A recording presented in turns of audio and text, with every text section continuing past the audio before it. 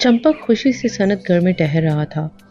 वो गुनगुनाते हुए बब्बन चचा की दुकान के सामने से गुजरा। बब्बन चचा जो सुबह सुबह दूध वाले से ताज़ा दूध ले रहे थे, चंपक को इतना खुश देखा तो आवाज दी, अरे चंपक, सुनते हो, ये सुबह सुबह तुम्हारे चेहरे पे रौनक क्यों आई हुई है?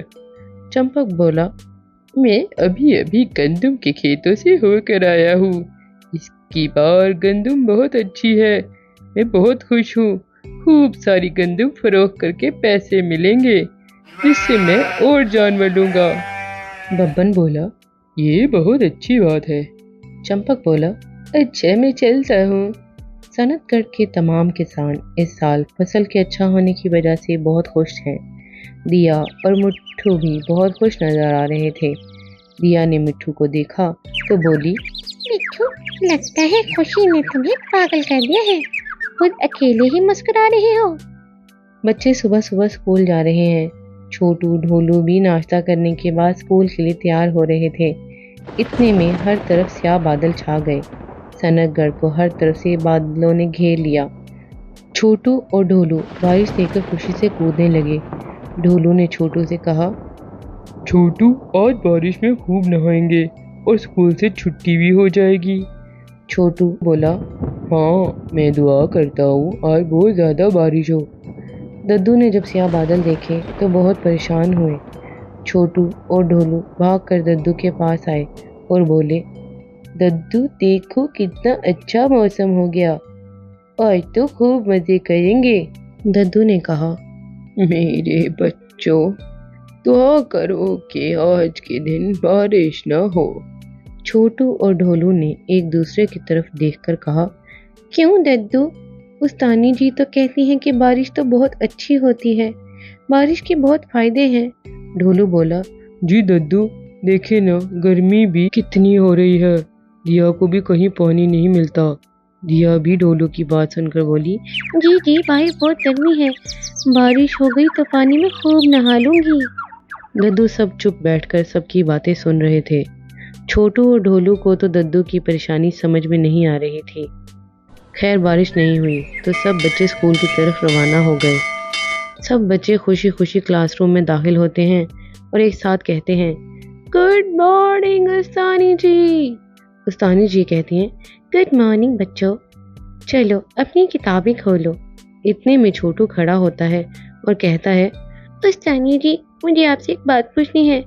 आप तो कहती हैं कि बारिश बहुत फायदेमंद होती है, फिर आज बारिश आने की वजह से हमारी दद्दू क्यों परेशान है?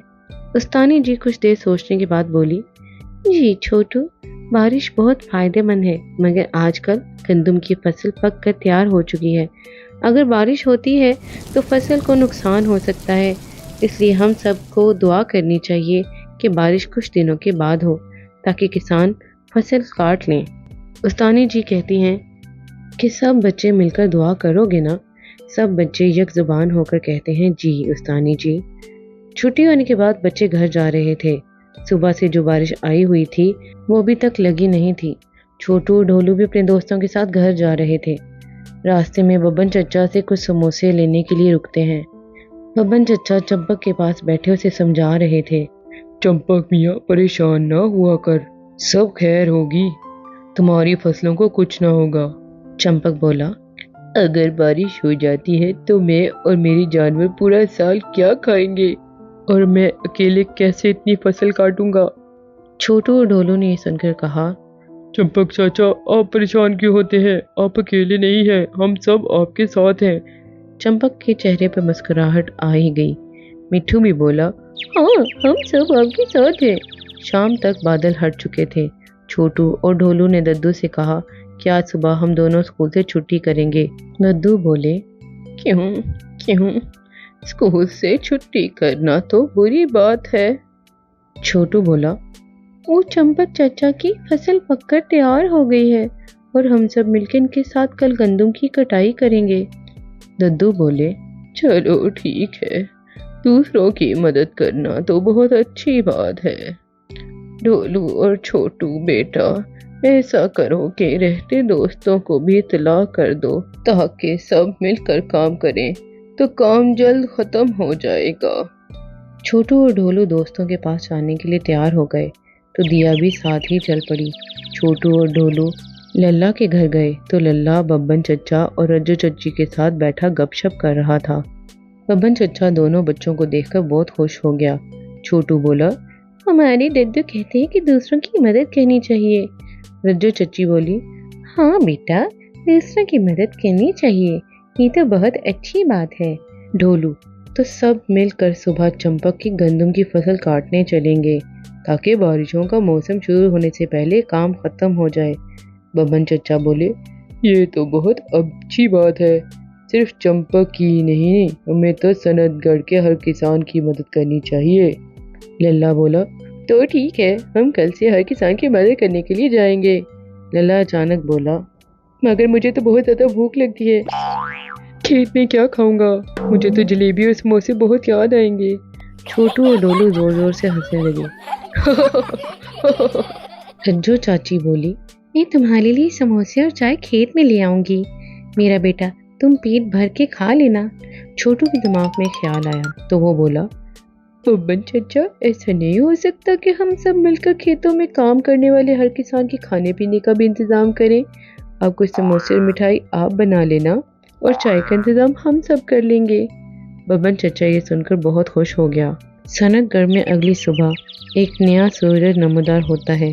چھوٹو اور ڈھولو ناشتہ کر کے گھر سے نکل کر ببن چچا کو سلام کہا اور اللہ کے ساتھ جا کے کھیتوں کی طرف چل پڑے۔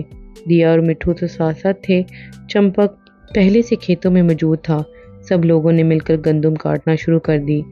تھوڑی ہی دیر میں ساری گندم کی کٹائی ہوئی اور گندم کی ڈلیاں کو ایک جگہ پر اکٹھا کر کے مشین میں ڈال کے گندم کے دانوں اور بھوسے کو الگ کر لیا گیا۔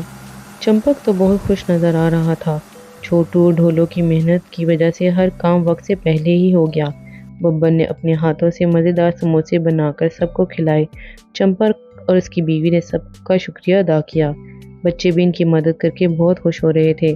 پھر چھوٹو اور ڈھولو دیا کے ساتھ گھر واپس آتے ہیں تو ددو ان کا ہی انتظار کر رہے ہوتے۔ ددو نے آج دونوں کو بہت پیار کیا اور آرام کرنے کا کہا کہ اپنے کمرے میں سونے کے لیے چلے گئے۔ پیارے بچوں، ہمیں بھی چاہیے جب بھی کوئی پریشان ہو تو سب مل کر ان کی مدد کریں۔